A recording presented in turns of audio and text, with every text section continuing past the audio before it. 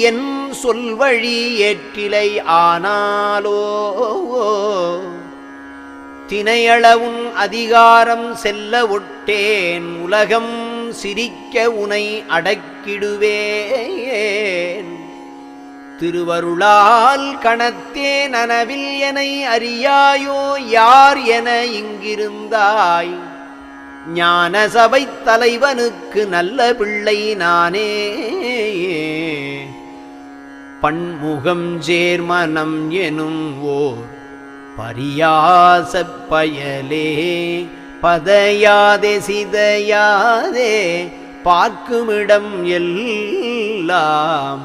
கொன்முகங்கொண்டடிக்கடி போய் குதியாதே எனது